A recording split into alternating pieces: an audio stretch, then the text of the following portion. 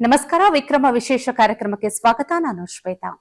ನಮ್ಮ ದೇಹ ಜೀವಂತವಾಗಿರ್ಬೇಕು ಅಂದ್ರೆ ಮುಖ್ಯವಾಗಿ ಬೇಕಾಗಿರುವಂತದ್ದು ಒಂದು ನಿರಂತರ ಹೃದಯ ಬಡಿತ, ಮತ್ತೊಂದು ಉಸಿರಾಟ.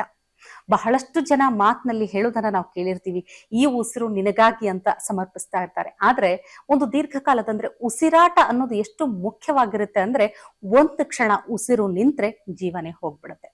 ಇಂಥ ಉಸಿರಾಟದಲ್ಲಿ ತೊಂದರೆ ಆದಾಗ ಜೀವನವೇ ದೊಡ್ಡ ಹೋರಾಟ ಅಂತ ಅನ್ಸುತ್ತೆ. ಹೌದು, ಇವತ್ತಿನ ಸಂಚಿಕೆಯಲ್ಲಿ ನಾವು ಉಸಿರಾಟದ ತೊಂದರೆ, ಮುಖ್ಯವಾಗಿ ಅಸ್ತಮಾ ಉಬ್ಬಸ ಕಾಯಿಲೆ ಬಗ್ಗೆ ಮಾತಾಡ್ತೀವಿ.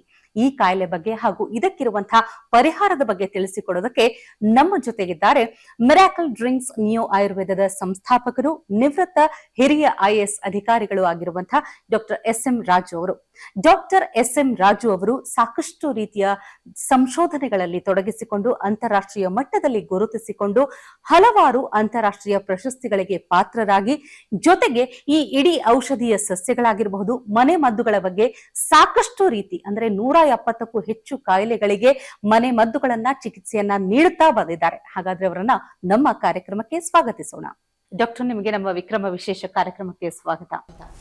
ವೀಕ್ಷಕರಿಗೆ ತಿಳಿಸಿದ ಹಾಗೆ ನಾವು ಇವತ್ತು ಅಸ್ತಮಾ ಕಾಯಿಲೆ ಬಗ್ಗೆ ಮಾತನಾಡ್ತಾ ಇದ್ದೀವಿ. ಎಲ್ಲಿವರೆಗೂ ಶ್ವಾಸ ಚೆನ್ನಾಗಿರುತ್ತೋ ಅಲ್ಲಿವರೆಗೂ ವಿಶ್ವಾಸ, ಆತ್ಮವಿಶ್ವಾಸ ಎಲ್ಲವೂ ಇರುತ್ತೆ ಅಂತ ಹೇಳ್ತೀವಿ. ಹಾಗಾದ್ರೆ ಈ ಶ್ವಾಸಕೋಶಕ್ಕೆ ಎದುರಾಗುವಂತ ಈ ಉಬ್ಬಸ, ಅಸ್ತಮಾ ಕಾಯಿಲೆ ಬಗ್ಗೆ ತಿಳಿಸ್ಕೊಡಿ ಡಾಕ್ಟರ್. ಫಸ್ಟ್ ಆಫ್ ಆಲ್ ಹೇಳ್ತೀನಿ, ಕರೆಂಟ್ ಮೆಡಿಕಲ್ ಸೈನ್ಸಲ್ಲಿ ಯಾವುದೇ ಇರಲಿ ಅದನ್ನು 100% ಅದರಿಂದ ಹೊರಬರೋದಕ್ಕೆ, ಕ್ಯೂರ್ ಅಪ್ ಮಾಡೋದಕ್ಕೆ ಇದಿಲ್ಲ. ಯಾಕಂದರೆ ಬೇಸಿಕಲಿ ಅದನ್ನು ಹೀಲ್ ಮಾಡಿ ಅದರ ಫಂಕ್ಷನ್ಸ್ ಏನಿದೆ ಅದನ್ನು ಆ್ಯಕ್ಟಿವೇಟ್ ಮಾಡೋದಕ್ಕೆ, ಅದರ ಆಹಾರ ಏನು ಅಂದರೆ ಯಾವ ನ್ಯೂಟ್ರಿಯೆಂಟ್ಸು, ಯಾವ ಹಾರ್ಮೋನ್ಸ್ ಡೆಫಿಷಿಯನ್ಸಿಂದ ಅದು ಪ್ರಾಬ್ಲಮ್ ಆಗಿದೆ, ಅದನ್ನು ಯಾವ ರೀತಿ ಇನ್ಕ್ರೀಸ್ ಮಾಡಬೇಕು, ಯಾವ ಅನ್ಯ ಆರ್ಗನ್ಸು ಅದಕ್ಕೆ ಜೊತೆಯಲ್ಲಿ ಇದು ಕೊಡ್ತೈತೆ, ಏನೋ ಮೇಲಕ್ಕೆ ಡೆವಲಪ್ ಆಗೋದಕ್ಕೆ ಹಾರ್ಮೋನ್ಸ್, ಅದು ಗೊತ್ತಾಗಿಲ್ಲ. ಆದ್ದರಿಂದನೇ ಈಗ ವರ್ಸ್ಟ್ ಅಂತಂದರೆ ಪ್ಯಾಂಕ್ರೆಟೈಟಿಸು ಮತ್ತು ಇದು ಅಕ್ಯೂಟ್ ಲಂಗ್ ಡಿಸಾರ್ಡರ್ಸು, ಇವೇ ಎರಡು ವರ್ಸ್ಟ್ ಕೇಸಸ್ಸು. ಇದರಲ್ಲೂ ಅಷ್ಟೇ, ಒಂದು ಸರಿ ಪ್ರಾಬ್ಲಮ್ ಆಯಿತು ಅಂದರೆ ಕೊನೆಗೆ ತನಕ ಅವರು ಆಕ್ಸಿಜನ್ ತೊಗೊಂಡು ಓಡಾಡ್ತಾ ಇರಬೇಕು, ಏನೆಲ್ಲ ಆಗುತ್ತೆ. ಇಲ್ಲಿ ಏನು ಅಂತಂದರೆ, ಫಸ್ಟು ಅಂಡರ್ಸ್ಟ್ಯಾಂಡ್ ಮಾಡ್ಕೊಂಬಿಟ್ರೆ ನಮ್ಮ ಶರೀರದಲ್ಲಿ ಬ್ಲಡ್ ಏನಿದೆ, ಆ ಬ್ಲಡ್ ಬೇಸಿಕಲಿ ಟ್ರಕ್ ಇದ್ದಂಗೆ, ಹಾರ್ಟ್ ಅದು truck engine. So truck duty ಏನು, ಯಾರಿಗೆ ಏನು ಬೇಕೋ ಅದನ್ನು ಟ್ರಕ್ಕಿನಲ್ಲೇ ತೊಗೊಂಡೋಗಿ ಕೊಡೋದಕ್ಕೆ. ಮುನ್ಸಿಪಾಲ್ಟಿ ಟ್ರಕ್ಸ್ ಏನು, ಕಸನ ತೆಗೆಯೋದಕ್ಕೆ. ಇಲ್ಲಿ ಮುನ್ಸಿಪಾಲ್ ಟ್ರಕ್ಸ್ನಲ್ಲಿ ನಾವು ತರಕಾರಿ ತರೋಕ್ಕಾಗಲ್ಲ, ವಾಸನೆ ಬಂದುಬಿಡ್ತೈತೆ. ಅದೇ ನಾವು ಗ್ರೈನ್ಸ್ ತೊಗೊಳೋದ್ರಲ್ಲಿ ಕಸ ಹಾಕೋಕ್ಕಾಗೋದಿಲ್ಲ, ಮತ್ತು ನೆಕ್ಸ್ಟ್ ಅದು ಯೂಸ್ ಮಾಡೋಕ್ಕಾಗಲ್ಲ. ಇದೇ ರೀತಿ ನಮ್ಮ ಶರೀರದಲ್ಲಿ ದೇವರು ಹೆಂಗೆ ಸೃಷ್ಟಿ ಮಾಡಿದ್ದಾನೆ ಅಂದರೆ, 2 ರಸ್ತೆ ಮಾಡಿದ್ದಾನೆ ಟ್ರಕ್ ಹೋಗೋದಕ್ಕೆ. ಒಂದು ರಸ್ತೆ ಆಹಾರ ತೊಗೊಂಡೋಗಿ ಕೊಡೋದಕ್ಕೆ ಜೀವಕೋಶಕ್ಕೆ, ಅದನ್ನು ನಾವು ಆರ್ಟ್ರೀಸ್ ಅಂತೀವಿ. ಇನ್ನೊಂದು ರಸ್ತೆ ಅಲ್ಲಿಂದ ಕಸ ತೊಗೊಂಡು ಬರೋದಕ್ಕೆ, ಅದನ್ನು ವೇನ್ಸ್ ಅಂತೀವಿ.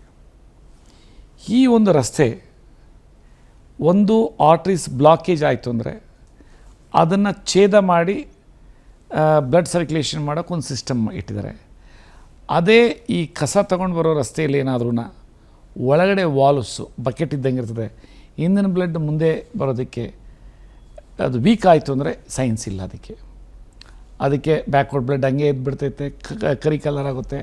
ಅದನ್ನು ನಾವು ಟೆಕ್ನಿಕಲಿ ವರಿಕೋಸ್ ವೈನ್ ಅಂತೀವಿ. ಮೇಲ್ಸಲ್ಲಿ ಏನಾದರೂ ಟೆಸ್ಟಿಕಲಲ್ಲಿ ಆಯಿತು ಅಂದರೆ ಅದನ್ನು ವೇರ್ಕೋಸಿಲ್ ಅಂತೀವಿ. ಇಲ್ಲಿ ನನ್ನ ಒಂದು ಟ್ರೀಟ್ಮೆಂಟು ವಿಜ್ಞಾನದಲ್ಲಿ ಅದು ಸಹ ಆ್ಯಕ್ಟಿವೇಟ್ ಆಗ್ತದೆ, ಅದಕ್ಕೆ ಇಷ್ಟು ಫಾಸ್ಟ್ ಆಗೋದು. ಇನ್ನು ಆರ್ಟ್ರೀಸ್ಗೆ ಬನ್ನಿ. ಈಗ ನಾನು ವಿಜ್ಞಾನ ಇದೆ, ಅದರಿಂದ ಜನಕ್ಕೆ ಅನುಕೂಲ ಆಗುತ್ತೆ ಅನ್ನೋದು ಲೆವೆಲ್ ಎಷ್ಟಿದೆ ಅಂತಂದರೆ, ಆ ಆರ್ಟ್ರಿ ಸೈಜ್ ಅಂದರೆ ಆ ಬ್ಲಡ್ ವೆಸಲ್, ರಕ್ತನಾಳ ಸೈಜು 15 mm ಇಂದ 25 mm ಏನಿರ್ತದೆ ಅದಕ್ಕೆ ಸ್ಟೆಂಟ್ ಅಂತ ಹಾಕ್ತಾರೆ, ಆಮೇಲೆ ಗ್ರಾಫ್ಟಿಂಗ್ ಮಾಡ್ತಾರೆ, ಆಮೇಲೆ ಬೈಪಾಸ್ ಮಾಡ್ತಾರೆ.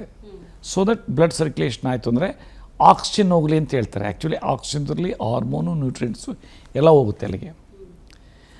ಅದಕ್ಕಿಂತ ಕೆಳಗಡೆ ಡೌನ್ ದ ಲೈನ್ ಆ ಜೀವಕೋಶಕ್ಕೆ ಬಂತು ಅಂದರೆ, ಆ ಒಂದು ವೆಸಲ್ಲು ಜೀವಕೋಶ ಕಣ್ಣಿಂದ ಕಾಣೋಕ್ಕಾಗಲ್ಲ, ಆ ವೆಸಲನ್ನು ಆ್ಯಕ್ಟಿವೇಟ್ ಮಾಡಿ ಬ್ಲಡ್ ಸರ್ಕ್ಯುಲೇಷನ್ ಮಾಡೋದಕ್ಕೆ ಯಾವುದೇ ಅಂಗ ಡಿಸ್ಫಂಕ್ಷನ್ ಆಯಿತು ಅಂದರೆ, ಕೆಲಸ ಮಾಡೋಕ್ಕಾಗಲ್ಲ ಸರ್ಟನ್ ಪೋರ್ಷನ್ ಅಂದರೆ, ಅದು ಹಂಗೆ ಇರುತ್ತೆ. ಅದೇ ರೀತಿಯೇ ಇಲ್ಲಿ ಲಂಗ್ಸ್ಗೆ ಅಥವಾ ಕಿಡ್ನಿಗೆ ಅಥವಾ ಲಿವರ್ಗೆ ಅಥವಾ ಪ್ಯಾಂಕ್ರೇಸ್ಗೆ ಅದೇ ರೀತಿ ಆಗುತ್ತೆ. ಅದಕ್ಕೆಲ್ಲ ಒಂದಲ್ಲ ಒಂದು ಸೊಲ್ಯೂಷನ್ ಇದೆ, ಎಕ್ಸೆಪ್ಟ್ ಪ್ಯಾಂಕ್ರೇಸ್ಗಿಲ್ಲ. ಹಾರ್ಟಲ್ಲೂ ಅಷ್ಟೇ ಸ್ವಲ್ಪ ಇದೆ. ಹಾರ್ಟಲ್ಲೂ ಎರಡಿದೆ ಡಿಸೀಸಸ್ಸು. ಒಂದು ವೆಸಲ್ ಡಿಸೀಸ್ ಅಂತೀವಿ, ಇನ್ನೊಂದು ಮಸಲ್ ಡಿಸೀಸು. ಮಸಲ್ ಅಂದರೆ ಹಾರ್ಟ್ ಊದ್ಕೊಳ್ತೈತೆ, ಊದ್ಕೊಂಡಾಗ ಅದು ಹಂಗೇ ಮೇಂಟೈನ್ ಮಾಡ್ತಾರೆ, ಮತ್ತು ಏನೆಲ್ಲ ಇದು ಮಾಡಿಕೊಂಡು ಸ್ವಲ್ಪ ಅಡ್ಜಸ್ಟ್ ಮಾಡ್ತಾರೆ. ಇಲ್ಲಿ ಲಂಗ್ಸ್ಗೆ ಭಾರಿ ಪ್ರಾಬ್ಲಮ್ ಇದೆ. ಇಲ್ಲಿ ನಾನು ಮಾಡೋ ಇದರಲ್ಲಿ ಯಾವ ರೀತಿ ಬ್ಲಡ್ ಸರ್ಕ್ಯುಲೇಷನ್ ಆಗುತ್ತೆ ಅಂದರೆ, ಒಂದೊಂದು ಟೈಮ್ ನನಗೂ ಆಶ್ಚರ್ಯ ಅನಿಸುತ್ತೆ. 30 ವರ್ಷ ಆ ಒಂದು ಆಸ್ಮಾ ಪ್ರಾಬ್ಲಮ್ ಇದ್ದವ್ರಿಗೆ 30 ದಿನದಲ್ಲಿ ಹೋಗಿತ್ತು ಅಂತ ಒಬ್ಬರು ನನ್ನ ಕ್ರಿಶ್ಚಿಯನ್ ಮಿಷನರಿ ಅವ್ರ ಮೇಡಮ್ ಅವರು ನನಗೆ ಹೇಳಿದ್ರು, ನನಗೆ ಸುಸ್ತಾಗೋಯ್ತು ಕೇಳಿ. ಆ ರೀತಿ ವರ್ಕ್ ಆಗುತ್ತೆ. ಇಲ್ಲೇನು ಅಂದರೆ ಇಲ್ಲೂ ಅಷ್ಟೇ ಅಗಸೆ ಮಜ್ಜಿಗೆ ನಾನು ಮೂಲ ಮಂತ್ರ ಆಗಿ ಇಟ್ಕೊಂಡಿದ್ದೀನಿ. ಯಾಕೆಂದರೆ ಅದು 1 ಗ್ಲಾಸ್ ಕುಡಿದ್ರೆ 100 kg ಕಡಲೆ ಬೀಜದಲ್ಲಿ ಎಷ್ಟು ಲಿಗ್ನನ್ಸ್ ಅಂಶ ಸಿಗುತ್ತೆ, ಆ ಸೆಲ್ಲನ್ನು ಸ್ವಚ್ಛ ಮಾಡೋದು, ಆಮೇಲೆ ಸೆಲ್ಲನ್ನು ಮೆಟಬಲಿಕ್ ಆ್ಯಕ್ಟಿವಿಟಿನ ಇಂಪ್ರೂವ್ಮೆಂಟ್ ಮಾಡಿ ಸ್ಟ್ರೆಂಥನ್ ಮಾಡೋದು, ರೆಗ್ಯುಲೇಟ್ ಮಾಡೋವಂಥ ಶಕ್ತಿ ಒಮೆಗಾ 3 ಒಮೆಗಾ 6 ಇದೆ. ಅದು ಅಷ್ಟೇ, ಅಷ್ಟು ಇರ್ತದೆ ಕ್ವಾಂಟಮ್ಮು. ಅದನ್ನು ನಾನು 2 ಸರಿ ತಗೋ ಅಂತ ಹೇಳ್ತೀನಿ. ಬೆಳಗ್ಗೆ ಒಂದು ಸರಿ ಬ್ರೇಕ್ಫಾಸ್ಟ್ ಟೈಮ್ನಲ್ಲಿ, ಇನ್ನೊಂದು ಈವ್ನಿಂಗ್ ಸ್ನ್ಯಾಕ್ಸಲ್ಲಿ. ಇಲ್ಲಿ ಕ್ವಶನ್ ಬರುತ್ತೆ, ಸರ್ ನಾವು ಆಸ್ತಮಾ ಮೊಸರು ಕೋಲ್ಡ್ ಆಗುತ್ತೆ ತೊಗೊಳ್ಬಾರ್ದು ಅಂತ. ಇಲ್ಲಿ ಮೊಸರು ಔಷಧಿ ರೂಪದಲ್ಲಿ ನಾನು ಮಾಡ್ತಾ ಇರೋದು. ಆ ಮೊಸರು ಏನು ಮಾಡುತ್ತೆ ಅಂದರೆ, ಎಣ್ಣೆನ ಸ್ವರೂಪನ್ನು ನೀರಿನ ಸ್ವರೂಪ ಮಾಡೋದ್ರಿಂದ ಆ ಒಮೆಗಾ 3 ಒಮೆಗಾ 6 ನಮ್ಮ ಇದು ಹೊಟ್ಟೆನಲ್ಲಿ ಪಟ್ಟಂತ ಅಬ್ಸರ್ವ್ ಆಗುತ್ತೆ. ಇಲ್ಲಿ ಆ ಮೊಸರನ್ನ ಬಿಸಿ ಮಾಡಿ ಮೊಸರು ಯೂಸ್ ಮಾಡ್ಬೋದು. ಏನು ಅದನ್ನು ಮೊಸರನ್ನ ತೊಗೊಂಬಿಟ್ಟು ಬಾಯ್ಲ್ಡ್ ವಾಟರ್ನಲ್ಲಿ ಕಪ್ಪಿಟ್ಬಿಟ್ರೆ ಆಟೋಮೆಟಿಕ್ಲಿ ಬಿಸಿ ಆಗುತ್ತೆ.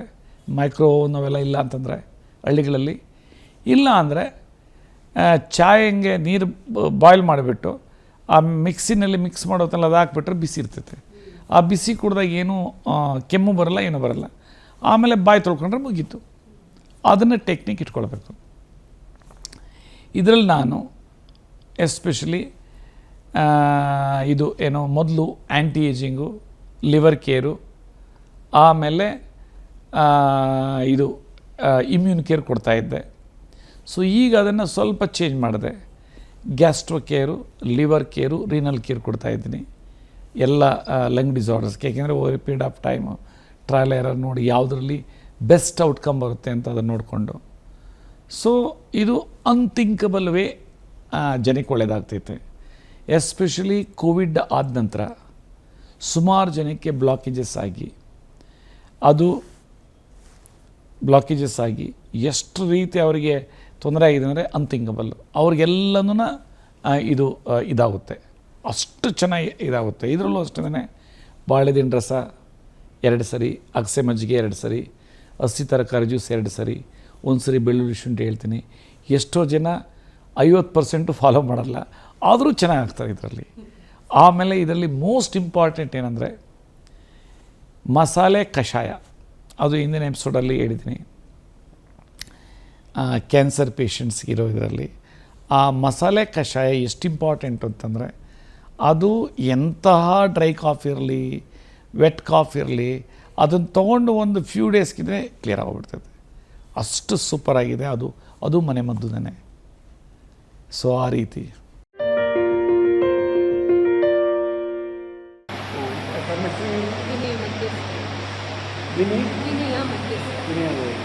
ಸೊ ನಿಮ್ಗೆ ಏನು ಪ್ರಾಬ್ಲಮ್ ಇತ್ತು? ಆಸ್ತಮಾ ಒಂದು 25 ಇಯರ್ಸಿಂದ ಆಸ್ತಮಾ.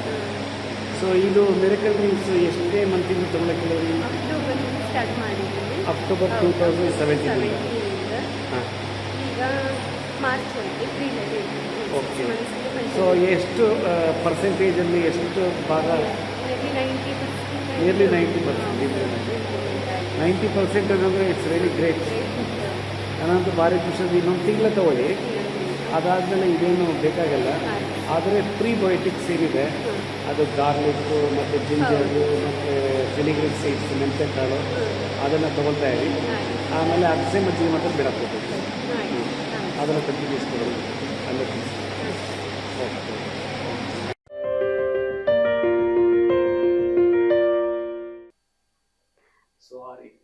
ಡಾಕ್ಟರ್, ಈಗ ಮತ್ತೊಂದು ಅಂದ್ರೆ ಅಸ್ತಮಾ ಬಗ್ಗೆ ಏನೂ ಗೊತ್ತಿಲ್ಲದಂತ ನಮ್ಮಂತ ಸಾಮಾನ್ಯ ಜನರಿಗೆ ಈ ಸಿನಿಮಾ ಸೀರಿಯಲ್ಗಳಲ್ಲಿ ಒಂದಷ್ಟು ಎಕ್ಸಾಗರೇಷನ್ ಇರುತ್ತೆ ಅಂತ ನಂಬ್ಕೊಳ್ಳೋಣ. ಆದ್ರೆ ಅಸ್ತಮಾ ಜೊತೆಗೆ ಅಸ್ತಮಾ ಅಟ್ಯಾಕ್ ಅನ್ನುವಂಥ ಪದ ಬಂದೇ ಬಂದಿರುತ್ತೆ. ನಿಜಕ್ಕೂ ಆ ರೀತಿ ಅಟ್ಯಾಕ್ಗಳಾಗತ್ತಾ? ಆ ಅಟ್ಯಾಕ್ಗಳು ಆದಾಗ ಆ ಥರ ಸ್ಪ್ರೇ ಬಳಸಬೇಕಾಗತ್ತಾ, ಅಥವಾ ತಮ್ಮಲ್ಲಿ ಬೇರೆ ಏನಾದರೂ ಪರಿಹಾರಗಳು ಸಿಗಬಹುದಾ? ನಾನಂತೂ ಹೇಳ್ತೇನೆ, ಈಗ ಅದು ಯಾರಿಗೇ ಆಗಲಿ ಆಸ್ತಮಾ ಅಕ್ಯೂಟ್ ಆದಾಗ ಸ್ಪ್ರೇ ಕೊಟ್ಟಿರ್ತಾರೆ. ನನ್ನಲ್ಲಿ 7 ವರ್ಷ ಸ್ಪ್ರೇ ಯೂಸ್ ಮಾಡಿದವರು ನನ್ನ ಟ್ರೀಟ್ಮೆಂಟ್ ತೊಗೊಂಡು 15 ದಿನಕ್ಕೆ ಆ ಸ್ಪ್ರೇಯಿಂದ ಹಚ್ಬಿಟ್ಟಿದ್ದಾರೆ. ಅದು ಹೋಲ್ ಬಾಡಿನೇ ಹೀಲ್ ಆಗುತ್ತೆ. ಆಮೇಲೆ ಈ ಟ್ರೀಟ್ಮೆಂಟ್ ಕೊಟ್ಟಾಗ ಜೊತೆಯಲ್ಲಿ ಡಯಾಬಿಟಿಸ್ ಇರುವಾಗ ಅದು ನಾರ್ಮಲ್ ಆಗುತ್ತೆ, ಜಾಯಿಂಟ್ ಪೇನ್ ಎದುರು ಹೋಗುತ್ತೆ, ಕಿಡ್ನಿ ಸ್ಟೋನ್ ಹೋಗುತ್ತೆ. ಈ ರೀತಿ ಮಲ್ಟಿಪಲ್ ಬೆನಿಫಿಟ್ಸು ಇದರಿಂದ ಸಿಗುತ್ತೆ. ಮತ್ತೊಂದು ಮುಖ್ಯವಾದ ಅಂಶ ಅಂದ್ರೆ ಡಾಕ್ಟರ್, ಈಗ ಅಸ್ತಮಾ ಇರುವಂತ ಪೇಷಂಟ್ಸ್ ಏನಿರ್ತಾರೆ ಬಹಳ ಸೂಕ್ಷ್ಮ, ಅಂದ್ರೆ ಎಲ್ಲದಕ್ಕೂ ತುಂಬಾ ಸೆನ್ಸಿಟಿವ್ ಆಗಿರ್ತಾರೆ ಅನ್ನುವಂಥದ್ದು. ಅಂದ್ರೆ ಯಾವುದೇ ಒಂದು ಸ್ಮೆಲ್ ಆಗಿರ್ಬೋದು, ವಾಸನೆ ಅವ್ರಿಗೆ ತುಂಬಾ ಬೇಗ ಅಟ್ಯಾಕ್ ಕೊಡುತ್ತೆ ಅಂತ. ನಿಜಕ್ಕೂ ಆ ರೀತಿ ಆಗತ್ತಾ ಡಾಕ್ಟರ್? ಆಗುತ್ತೆ. ಕೆಲವರು ವಾಸನೆ ಇರೋದಿಲ್ಲ, ಅಂಥವರೆಲ್ಲ ಸರಿ ಹೋಗ್ತಾರೆ. ಅದು ನನಗೂ ಆಶ್ಚರ್ಯ ಅನಿಸುತ್ತೆ. ಬೇಸಿಕಲಿ ನಾನು ಲಿವರ್ ಟ್ರೀಟ್ಮೆಂಟ್ ಕೊಡ್ತೀನಿ, ಲಿವರ್ ಪ್ರೋಟೋಕಾಲು. ಬೇಸಿಕಲಿ ಆ ಲಿವರ್ ಪ್ರೋಟೋಕಾಲಲ್ಲಿ ಲಿವರ್ದು, ಗ್ಯಾಸ್ಟ್ರೋಇಂಟೆಸ್ಟೈನಲ್ ಸಿಸ್ಟಮ್ದು, ಕಿಡ್ನಿದು ಇದು ಕಾಂಬಿನೇಷನ್ಸ್ ಕೊಡ್ತೀನಿ. ಮಧ್ಯಾಹ್ನ ಕಾರ್ಡಿಯೋವ್ಯಾಸ್ಕ್ಯುಲರ್ ಕೊಡ್ತೀನಿ. ಅದು ಎಕ್ಸ್ಟ್ರಾರ್ಡಿನರಿ ಅವರಿಗೆ ಹೆಲ್ಪ್ ಆಗ್ತೈತೆ. ಇದೊಂಥರ ಕಾಂಬಿನೇಷನ್ಸ್ ಮಾಡಿದ್ದೀನಿ. ನಾನೇ the first person in the history of Ayurveda ಅಂತ ಕಾಣುತ್ತೆ. ವಾತ ಪಿತ್ತ ಕಫನ ಕನ್ಸಿಡರ್ ಮಾಡಿಕೊಳ್ಳದೆ ಅಲೋಪತಿಕ್ ಪ್ರಿನ್ಸಿಪಲ್ಸ್ನ ಸ್ಟ್ಯಾಂಡರ್ಡೈಸ್ಡ್ ಮಾಡಿಬಿಟ್ಟು ಮೋರ್ ದೆನ್ 170 ಡಿಸೀಸ್ಗೆ ಡಿಫೈನ್ ಮಾಡಾಕಿದ್ದೀನಿ. ಅದರಲ್ಲಿ ಅರೌಂಡ್ 40 ಡಿಸೀಸಸ್ಗೆ ಎಲ್ರಿಗೂ ಒಂದು ಬುಕ್ಲೆಟ್ ಕೊಟ್ಬಿಡ್ತೀನಿ. ಆ ಬುಕ್ಲೆಟ್ ನೆಟ್ಟಿಗೆ ಓದಿ ಅವರು ಮನೆ ಮದ್ದುಗಳನ್ನು ತಗೊಂಡು ಮನೆಯದು ಊಟದ ಬಗ್ಗೆ ಕರೆಕ್ಟಾಗಿ ಫಾಲೋ ಮಾಡ್ತು ಅಂದರೆ ಅವ್ರ ಶರೀರಿಗೆ ಅವರೇ ಡಾಕ್ಟರ್ ಆಗ್ತಾರೆ. ಮತ್ತು ಇದಕ್ಕೆ ಹಾಸ್ಪಿಟ್ಲಿಗೆ ಹೋಗ್ಬಿಟ್ಟು ಭಯಪಡಬೇಕಾಗಿಲ್ಲ, ದುಡ್ಡು ಖರ್ಚು ಮಾಡೋದು ಬೇಕಾಗಿಲ್ಲ, ಅಷ್ಟು ಇದಾಗ್ತದೆ. ಎಲ್ಲನೂ ಆ ಬುಕ್ಕಲ್ಲಿ ಬರೆದುಬಿಟ್ಟಿದ್ದೀನಿ.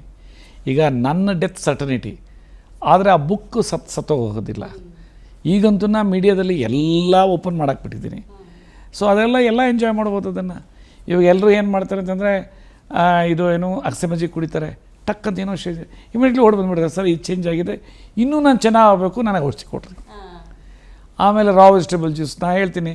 ಕೊಲೆಸ್ಟ್ರಾಲ್ ಟ್ಯಾಬ್ಲೆಟ್ಗೆ ಅದು ಡಾಕ್ಟರ್ BM ಹೆಗ್ಡೆ ಸರ್ ಯಾವಾಗಲೂ ಹೇಳ್ತಾರೆ, ಕೊಲೆಸ್ಟ್ರಾಲ್ ಮಾತ್ರ ತೊಗೊಳಕ್ಕೆ ಹೋಗ್ಬಿಟ್ರಿ, ತೊಗೊಂಡ್ರೆ ಲಿವರ್ ಹಾಳಾಗುತ್ತೆ. ಲಿವರ್ ಹಾಳಾಯಿತು ಅಂದರೆ ಅಲ್ಟಿಮೇಟ್ಲಿ ಹೈ ಡಯಾಬಿಟಿಸ್ ಆಗ್ತದೆ. ಶುಗರು ಲಿವರ್ ಡ್ಯಾಮೇಜ್ ಆಗುತ್ತೆ. ಶುಗರ್ನ ಏನು ಊಟ ಮಾಡಿದಾಗ ಗ್ಲೂಕೋಸ್ ರಿಲೀಸ್ ಆದಾಗ ಅದು ಅಬ್ಸಾರ್ಪ್ಷನ್ ಮಾಡೋ ಶಕ್ತಿ ಲಿವರ್ಗಿರೋದು, ಅದನ್ನು ಗ್ಲೈಕೋಜನಾಗಿ ಕನ್ವರ್ಟ್ ಮಾಡಿ ಯಾವ ಬೇಕೋ ರಿಲೀಸ್ ಮಾಡ್ತೈತೆ. ಅದನ್ನೇ ಹಾಳಾಯ್ತು ಅಂದರೆ ಶುಗರ್ ಬ್ಲಡ್ ಲೆವೆಲ್ ಜಾಸ್ತಿ ಆಗ್ತದೆ, ಎಲ್ಲ ರೋಗಗಳು ಬರ್ತದೆ ಅಂತ. ಸೊ ಈಗ ನಾನು ಅದಕ್ಕೆ ಆಲ್ಟರ್ನೇಟಿವ್ ಸ್ಟ್ರಾಂಗಾಗಿ ಹೇಳ್ತೀನಿ. ಬೆಳ್ಳುಳ್ಳಿ, ಶುಂಠಿ, ಮೆಂತ್ಯಕಾಳು, ಹಸಿ ತರಕಾರಿ ಜ್ಯೂಸು. ನೀವು 1 ತಿಂಗಳಿಗೆ ಕೊಲೆಸ್ಟ್ರಾಲ್ ಎಲ್ಲ ನಾರ್ಮಲ್ ಆಗಿರ್ತೈತೆ. ಹಾರ್ಟ್ ಪೇಷಂಟ್ಸ್ ಅಷ್ಟೇ ಏನು ಭಯಪಡೋದನ್ನೇ ಬೇಕಾಗಿಲ್ಲ.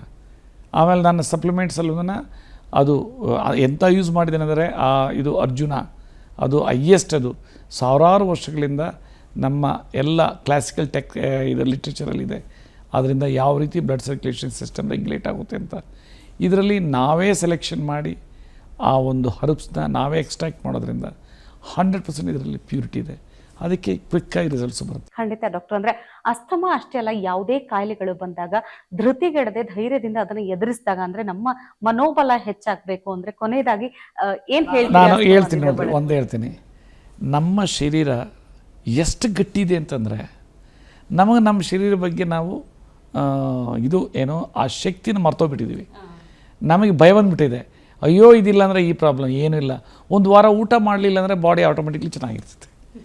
ಈಗ ಅನಿಮಲ್ಸು ಎಷ್ಟೋ ಸರಿ ಆರೋಗ್ಯ ಸರಿ ಏನೂ ತಿನ್ನಲ್ಲ. ನಾವು ತಿನ್ನೋದು ಈಗ ಲಿವರ್ ಆಗಿ ಇನ್ನೇನಿಂದ ಮೇಲಕ್ಕೆ ಹೋಗ್ತಾ ಇದ್ದಾರೆ, ಆದರೂ ತಿಂತಾ ಇರ್ತಾರೆ. ನಾನು ಹೇಳ್ತೀನಿ ಇದು ಮಾಡಬಾರ್ದು. ಎಷ್ಟೋ ಸರಿ ಕೋಪದಿಂದ ಹೇಳ್ತೀನಿ, ನೀವೇನೇನು ಹಿಂಗೆ ಮಾಡಿದ್ರೆ ಸುಮ್ಮನೆ ವೇಸ್ಟ್ ಆಫ್ ಮನಿ ಅಂತ ತಗೊಳ್ಳೋದು. ಸ್ವಲ್ಪ ಮೂತಿ ನೆಟ್ಕಿಟ್ಕೊಳ್ಳೋಕೆ ನಿಮ್ಮ ಗಂಡನಿಗೆ ಹೇಳ್ರಿ, ಈ ರೀತಿ ಮಾಡಿರಿ, ಈ ರೀತಿ ಅಂತ ಹಂಗೆ ಹೇಳಿದಾಗ ಒಂದು ವಾರಕ್ಕೆ ಚೆನ್ನಾಗಿರ್ತವೆ. ಏನು ಗೊತ್ತಾ, ಈ ಹೆಣ್ಮಕ್ಳಿಗೂ ಏನು ಗೊತ್ತಾ, ನನ್ನ ಗಂಡ ಓವರ್ನೈಟ್ ಚೆನ್ನಾಗಬೇಕಂತ ಏನೆಲ್ಲ ಮಾಡಿಕೊಟ್ಬಿಡ್ತಾರೆ. ಅದು ಇರೋ ಒಂದು ಅಪಟೈಟು ಹಾಳಾಗೋಗ್ಬಿಡ್ತೈತೆ. ಇಲ್ಲಿ ಕ್ಲೀನಾಗಿ ಡಿಫೈನ್ ಮಾಡಿಬಿಟ್ಟಿದ್ದೀನಿ, ಎಣ್ಣೆ ಬೆಣ್ಣೆ ತುಪ್ಪ ತಿನ್ನಬಾರ್ದು. ಶಕ್ತಿ ಬರಲೈತೆ ತುಪ್ಪ ಹಾಕ್ಕೊಟ್ಬಿಡ್ತಾರೆ, ಏನೋ ಇದು ನಾಟಿ ತುಪ್ಪ ಅಂತ. ಅದು ಮತ್ತೆ ತಿರುಗಿ ಹೊಟ್ಟೆ ನೋವು ಶುರುವಾಗ್ತೈತೆ, ಬ್ಲಡ್ ಸರ್ಕ್ಯುಲೇಷನ್ ಸಿಸ್ಟಮ್ ಸರಿ ಆಗೋದಿಲ್ಲ. ಸೊ ಅದಕ್ಕೆ ನಾನು ಏನು ಬುಕ್ಕಲ್ಲಿ ಬರೆದಿದ್ದೀನಿ ಅದನ್ನು ಫಾಲೋ ಮಾಡಿ. ವಿಷ ಏನು, 1 ಗ್ರಾಮ್ ಉಪ್ಪು ಅಷ್ಟೇ ತೊಗೊಳ್ಬೇಕು ಒಂದು ಊಟಕ್ಕೆ. ಅದು ಸಪ್ಪೆ ಚೆನ್ನಾಗೇ ಮಾಡಬೇಕು ಅಡುಗೆ. ಏನಂದರೆ ಮಸಾಲೆ ಎಲ್ಲ ಒಳ್ಳೆಯದು, ಕೆಟ್ಟದ್ದೇನೆಂದರೆ ಈ ಫ್ಯಾಟ್ಸ್ ಆ್ಯಂಡ್ ಆಯಿಲ್ಸು ಮತ್ತು ಉಪ್ಪು, ಇವೆರಡನ್ನ ಕರೆಕ್ಟಾಗಿ ಕಂಟ್ರೋಲ್ ಮಾಡಿಬಿಟ್ಟು ಸಣ್ಣ ಒಗ್ಗರಣೆ ಕೊಡಬೇಕು. ಒಂದು ಅರ್ಧ ಟೀ ಸ್ಪೂನು ಇಡೀ ಮನೆಯವರಿಗೆ, ಬಡವ್ರ ಮನೆ ಊಟ ಇದ್ದಂಗೆ ಇರಬೇಕು. ಅದರಲ್ಲಿ ಇವರಿಗೆ ವಿತೌಟ್ ಉಪ್ಪು ಎತ್ಕೊಂಡ್ಬಿಡ್ಬೇಕು. 1 ಗ್ರಾಮ್ ಉಪ್ಪು ಹಾಕ್ಕೊಳ್ಬೇಕು. ಆವಾಗ ಅವರು ಎಷ್ಟು ಬೇಗ ರೆಡಿ ಆಗ್ತಾರಂದರೆ, ನಮ್ಮ ಶರೀರದಲ್ಲಿ ಯಾವ ರೀತಿ ಯಾವುದೇ ಅನಿಮಲ್ ಸತ್ತೋದ್ರೆ ಎಷ್ಟು ಬೇಗ ಡಿಕೆ ಆಗ್ತೈತೆ ಅಷ್ಟೇ ಫಾಸ್ಟಾಗಿ ನಮ್ಮ ಶರೀರದ ಸೆಲ್ಸು ರಿಜುವನೇಷನ್ ಆಗುತ್ತೆ, ರಿಜಿನೇಟ್ ಆಗಿ ಆರ್ಗನ್ನು ಆ ಕರೆಕ್ಟಾಗಿ ನಾವು ಊಟ ಸ್ಟ್ರೀಮ್ಲೈನ್ ಮಾಡ್ತಿದ್ರೆ. ಅದಕ್ಕೆ ಆಹಾರನೇ ಪರಮಾವಶ್ಯಕ ಅನ್ನೋದು ಅದಕ್ಕೇನೆ. ಆದ್ದರಿಂದ ಆಹಾರನ ನಾವು ಯಾವ ಲಿಮಿಟಿಗೆ ಇಟ್ಕೊಂಡ್ರೆ ಶರೀರ ನಮ್ಮ ಕೈಯಲ್ಲಿರ್ತೈತೆ. ಆ ನಮ್ಮ ಶರೀರ ನಾವು ನಮ್ಮ ಮಗು ಅಂದ್ಕೊಳ್ಬೇಕು, ಅದನ್ನು ಪೋಷಣೆ ಮಾಡಬೇಕು ನಾವು. ಆವಾಗ ಶರೀರ ಎಂಜಾಯ್ ಮಾಡುತ್ತೆ. ಸೊ ನಾವು ಯಾವ ನೋವು ಇರೋದಿಲ್ಲ. ಇಲ್ಲಾಂದರೆ ಯಾವುದೋ ಮಿಷಿನ್ಗಳ ಜೊತೆ ಹೋಗ್ಬೇಕಾಗ್ತದೆ, ಡಾಕ್ಟ್ರಿಗೆ ಹೋಗ್ಬೇಕಾಗ್ತದೆ, ಇಲ್ಲಾಂದರೆ ಮೇಲಕ್ಕೆ ಹೋಗ್ಬೇಕಾಗ್ತದೆ. ಸೊ ಆದ್ದರಿಂದ ಫುಡ್ ಈಸ್ ದ ಮೆಡಿಸಿನ್. ಅದು ತಲೆಗೆ ಇಟ್ಕೊಂಡ್ಬಿಟ್ರೆ ತುಂಬ ಚೆನ್ನಾಗಿ ಎಂಜಾಯ್ ಮಾಡ್ಬೋದು. ಖಂಡಿತ ಡಾಕ್ಟರ್. ಅಸ್ತಮಾ ಅನ್ನುವಂಥದ್ದು ಅಥವಾ ಉಬ್ಬಸ ಕಾಯಿಲೆ ಬಗ್ಗೆ ಬಹಳ ಸರಳ ಭಾಷೆಯಲ್ಲಿ ಪ್ರತಿಯೊಬ್ಬರಿಗೂ ಕೂಡ ಅದು ಆ ದೇಹದಿಂದ ರೂಟ್ ಔಟ್ ಆಗುತ್ತೆ. ಬ್ಲಡ್ ಸರ್ಕ್ಯುಲೇಷನ್ ಆದರೆ ಮುಗೀತು. ಬಹಳ ಸರಳ ಭಾಷೆಯಲ್ಲಿ ಅರ್ಥವಾಗುವಂತ ರೀತಿಯಲ್ಲಿ ನಮ್ಮ ವೀಕ್ಷಕರಿಗೆ ತಿಳಿಸ್ಕೊಟ್ಟಿದ್ರಿ. Thank you so much doctor. Thank you. ನೋಡಿದ್ರಲ್ಲ ವೀಕ್ಷಕರೇ, ಇವತ್ತಿನ ಸಂಚಿಕೆಯಲ್ಲಿ ಅಸ್ತಮಾ ಉಬ್ಬಸ ಕಾಯಿಲೆ ಬಗ್ಗೆ ಸಂಪೂರ್ಣವಾದ ಮಾಹಿತಿಯನ್ನ ತಿಳ್ಕೊಂಡ್ವಿ. ಜೊತೆಗೆ ರೋಗಿಗಳು ತಮ್ಮ ಸ್ವಾನುಭವವನ್ನ ಹಂಚಿಕೊಂಡಾಗ ಮತ್ತಷ್ಟು ನೋಡುಗರಲ್ಲಿ ಭರವಸೆಯನ್ನ ಹುಟ್ಟಿಸುತ್ತೆ. ಹೀಗಾಗಿ ಇನ್ನ ಮೇಲೆ ಉಸಿರಾಟಕ್ಕೆ ಯಾವುದೇ ರೀತಿಯ ಕಾಟ ಇಲ್ಲದೆ ಶ್ವಾಸಕೋಶವನ್ನ ಚೆನ್ನಾಗಿ ಆರೋಗ್ಯವಾಗಿ ಇಟ್ಟುಕೊಳ್ಳೋಣ ಅಂತ ಹೇಳ್ತಾ ಇವತ್ತಿನ ಕಾರ್ಯಕ್ರಮ ಮುಗಿಸ್ತಾ ಇದ್ದೀನಿ. ನಮಸ್ಕಾರ. ಟಿವಿ ವಿಕ್ರಮ, ದೇಶ ನಿಮ್ಮ ಕೈಯಲ್ಲಿ.